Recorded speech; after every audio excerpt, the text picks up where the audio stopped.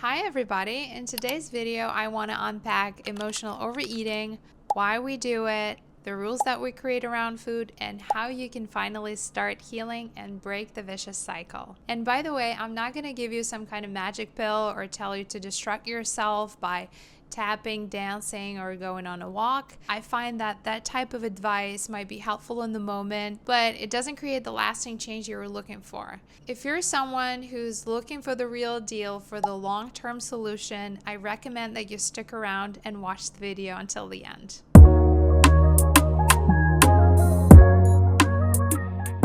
By the way, if you're new to my channel, my name is Nelia. I am certified health coach and CBT counselor. Since my teenage years, I struggled with emotional overeating. Honestly, even before high school, I was already trying to lose weight, always starting diets and ended up binging over and over again. I did not understand why I was stuck in this self-destructive cycle, especially when other kids in school didn't seem to have the same struggles. I have to give it to my mom. She would always tell me how beautiful I was. She encouraged me to eat and not restrict myself. You know, she was trying to help me, but at the same time, that wasn't the picture that I was getting when I stepped outside of home, because kids at school were teasing me, adults were making comments or like telling me to lose weight, and that really hurt. So I leaned on food to comfort myself, to feel safety and peace in my own body. And then also, whenever mom had to work late, I felt lonely. So what did I do?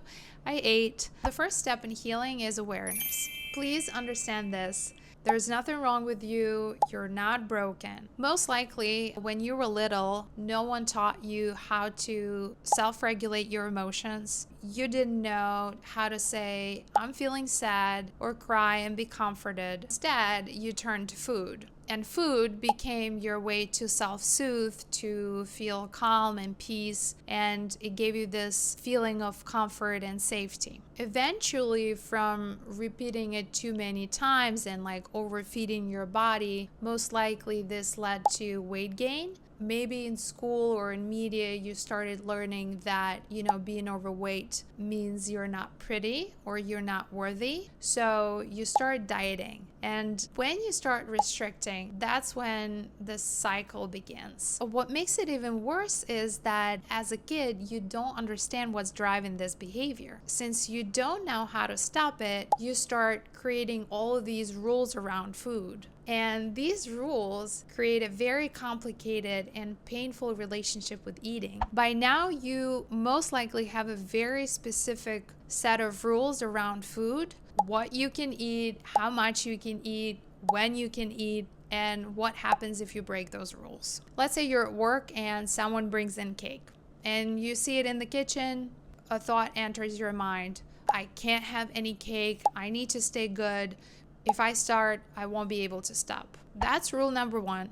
You tell yourself, if I start, I will lose control. You're strong enough. You walk away, you go to your desk, but then something triggers you. You get a nasty email, you feel frustrated, maybe you had an argument. The first thought that enters your mind is, oh my God, there is cake. I'm just gonna have a small piece and it's gonna make me feel better. So you run to the kitchen, you have a small piece of cake, and then your mind tells you, you broke your diet, you ruined it all, you might as well keep going. So instead of having a small bite, you keep going. By now, you probably already had your second piece of cake. Later that night, you come home. Now you feel tired. You feel guilty and ashamed of your behavior. Now your mind tells you, screw this. I'm just going to order something. So you order a pizza and you eat an entire pie. And what happens now? You feel guilty, you feel ashamed, and you start overcompensating for the behavior that you just did. For me, I started over-exercising. I would clean my kitchen. I would throw out all the junk food or like the rest of the food that I had in my house to make sure I did not keep going. And then I would tell myself, okay, tomorrow I'm gonna skip breakfast. Now I need to make up for all the mess that I've done. The next day, you skip breakfast, maybe lunch, but now you're starving. Maybe you see snacks at work, or a friend of yours invites you out for a drink. And then, of course, you find yourself in the same binging cycle over and over again. You also start avoiding social outings because your mind tells you, if I'm going to go out, we're going to eat, and then I'm going to lose control again. Or you go out and you not have any food, you see your friends enjoying the food, you're not eating, everyone feels disconnected because they see that something is wrong, and so no one really enjoys the experience. And then you go home and you start blaming and feeling ashamed of your behavior, and now you feel sad, you order something, and the cycle continues. So the point that I'm trying to make is that these rules that you've created, they're not helping you. They're actually controlling you. The good news is that they're not truths. They're thoughts, and thoughts can be changed. What you're experiencing is what we call the cognitive behavioral model.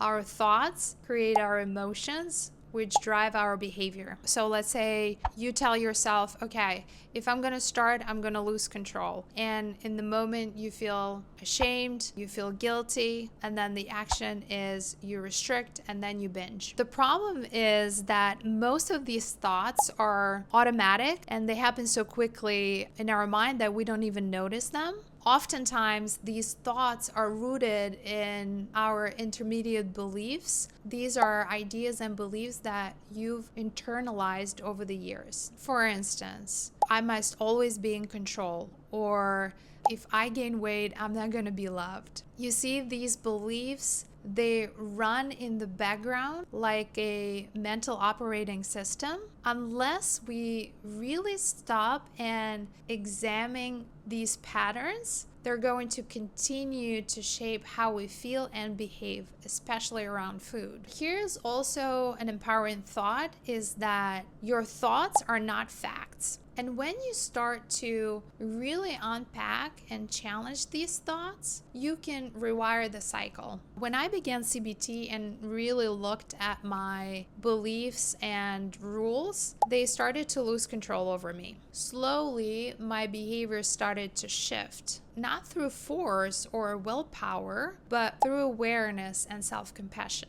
I want to be honest, that doesn't mean that overeating or binging disappears completely. It just means that over time, you're less likely to have those experiences. And when they do happen, you actually recognize that they're about to happen. You may even allow them to happen, but you're not being stuck in the same cycle where you feel guilty and ashamed. You sort of allow it to happen, then you pick yourself back up, you reset, and you move forward. Because now you have the tools. Now you know how to self-regulate. And now you know how to pick yourself back up and get back on track. Now let's talk about something that is rarely mentioned, and that's your physical health. If you've been stuck in this cycle for a long time, like me, most likely you already have some sort of damage on the physiological side as well.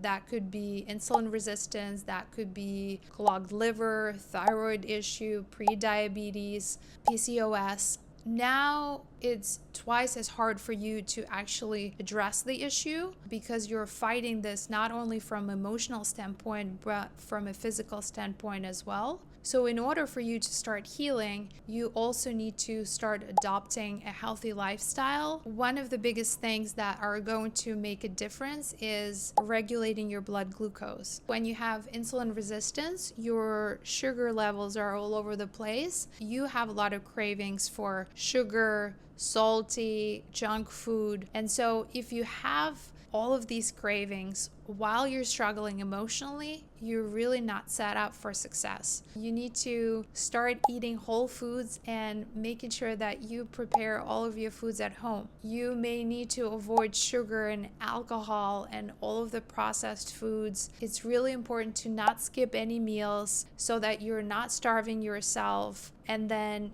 to avoid any snacking between meals. and then making sure that you focusing on fiber, protein, and healthy fats, regulating your sleep cycle, moving your body daily. All of this together with emotional work will help you create a balanced lifestyle. So now you're not being hijacked from the biological standpoint.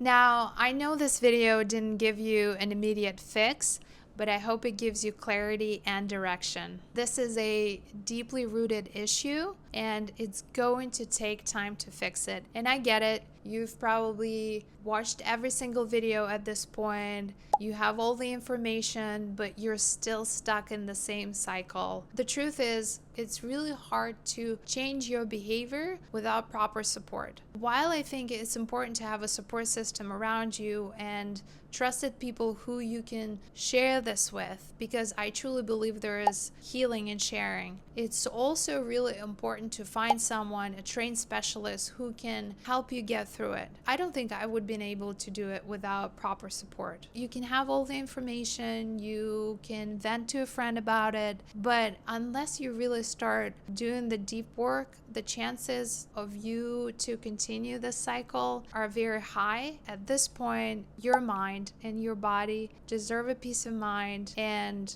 a healthy lifestyle. So I hope this encourages you to take that step to start taking care of your health. If you need support, I'm here. You can book a free consultation with me. There is a link in my bio. If this video resonated with you, please comment or like and share it with someone who may need this advice. And by the way, don't forget to subscribe to my channel, and I'll see you in the next video.